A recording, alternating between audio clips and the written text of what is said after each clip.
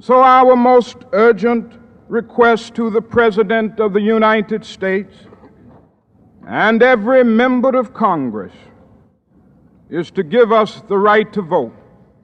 We're all here today because we want to honor the legacy of Martin Luther King Jr.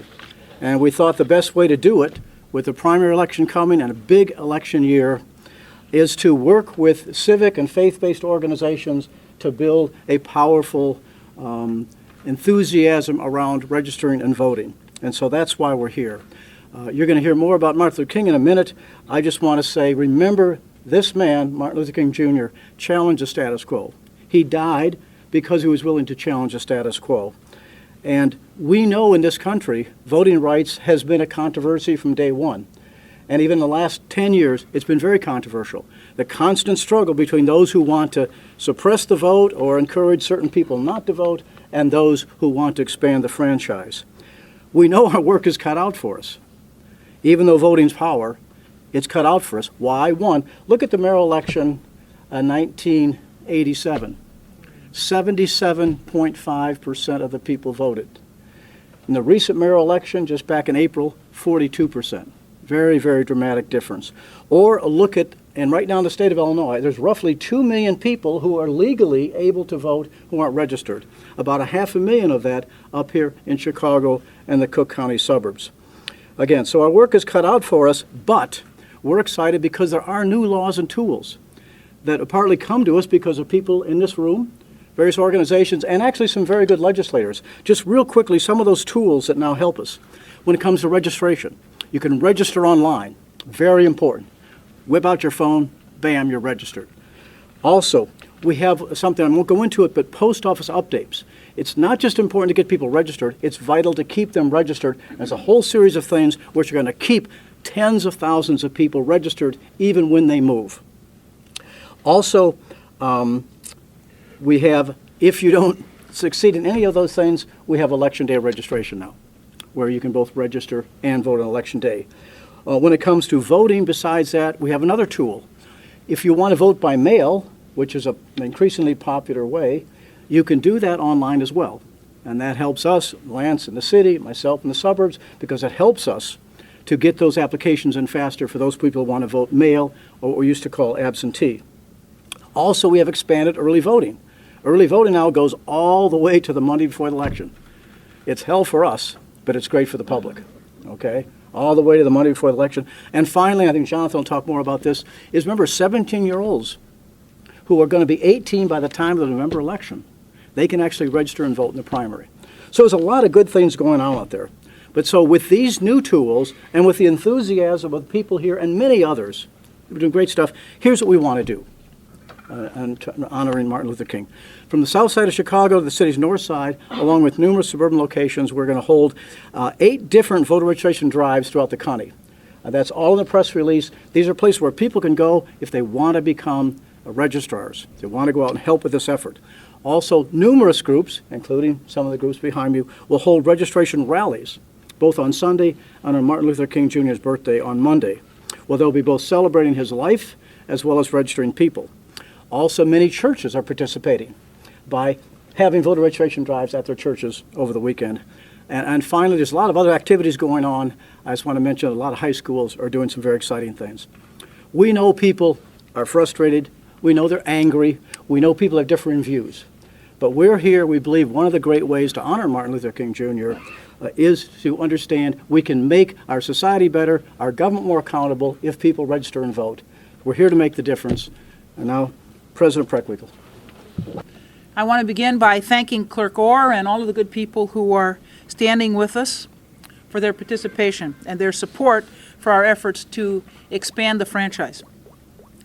Last year marked the 50th anniversary of the Voting Rights Act, and actually the 105th anniversary of the end of the Civil War, which finally ended slavery, made black people citizens, and extended to African American men the right to vote.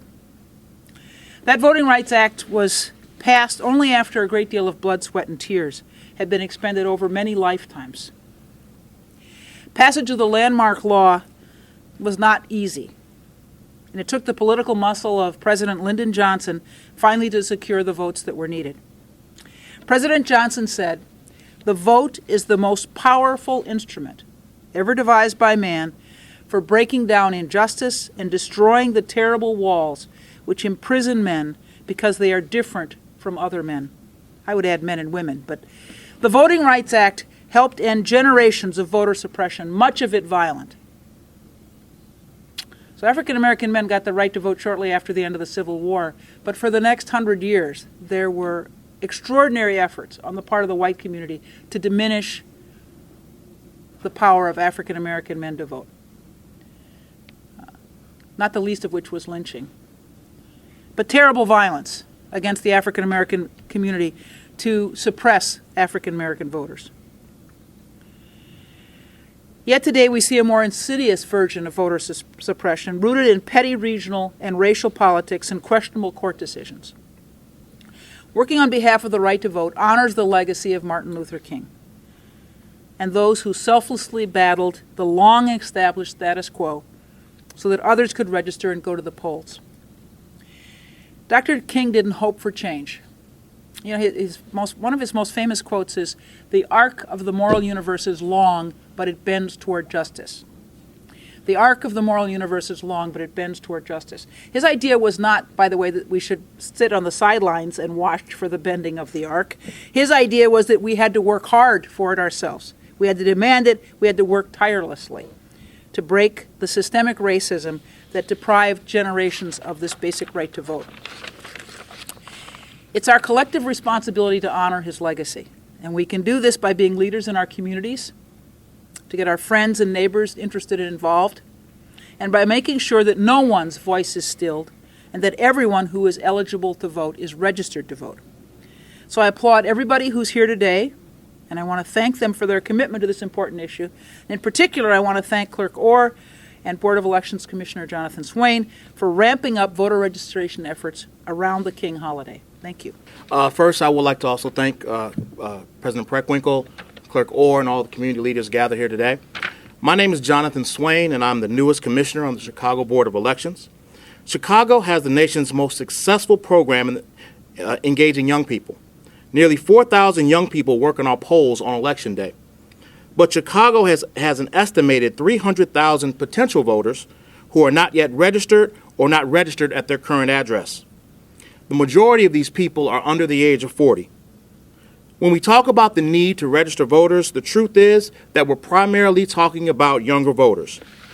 These are the Chicagoans who in the last 4 years have either finished their education, changed jobs, changed living situations, or changed their home address. I want to speak to these Chicagoans. I was raised in a home where my parents instilled the importance of voting from an early age. I was taught that casting your ballot every year was an essential part of being a citizen. Now that's my story. Your story may be different. Whatever your story, now is the best time to re-engage the process in this presidential election year. To help, we've made the process even easier to register. You can register online at chicagoelections.com. You can register with the mail-in form at chicagoelections.com. You can register when you update your driver's license or state ID. You can register if you're going to a state agency for assistance. You can even register in person on Election Day by getting yourself to the appropriate precinct, and you can contact the website of the Board of Elections to determine that appropriate precinct. Now, those who will be 18 by the November 8th election may register now and participate in the March 15th primary, even if they won't turn 18 until November 8th. And at the Chicago Election Board, we're sending information to public schools and private schools to help any and all students that were interested in registering to vote. This week, we begin the commemoration of Dr. King's life. And during his life, he fought for many rights, including the right for all people to vote. Let's honor his legacy this week and register to vote. It's never been easier. Thank you. I'm Apostle Carl White, Jr. of the Southland Ministerial Health Network, and we're here along with these pastors and community leaders to say to you that we want to make sure that we put an emphasis on registration. Registration to vote is such an important area. you've noticed across the country for this past few years, there have been all kinds of the trials to try to get people not to vote, putting polling places in places where they shouldn't be, so far away, where buses don't run. We've got to let this entire community know, as well as our nation, that the rights that were given to us by Dr. Martin Luther King Jr.'s protest, along with others who refused to accept those things that were challenges to them and sit down on them, they marched. Chicago has been marching now for several weeks for other issues. And so because of that, it has given us a spontaneous move to register and vote. So we need to use that springboard and do those things that are right. Dr. King was not only a marcher, but when he got through marching, he had a reason for marching, to get people registered so that we could change the systemic situations that we're dealing with.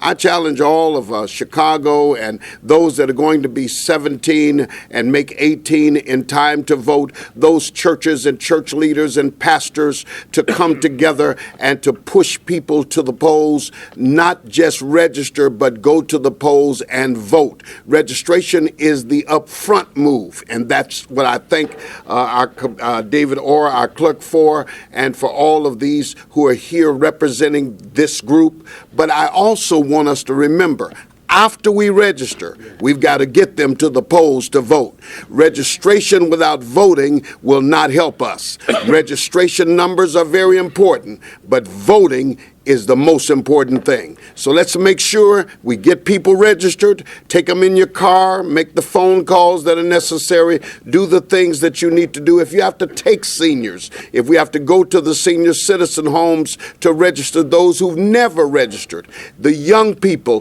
who are turning 18, those that have never thought a need to vote, some of them want to vote now. Let's make sure we get them registered. And I believe that this is going to be the best we've ever had, and we've had some good ones under your leadership.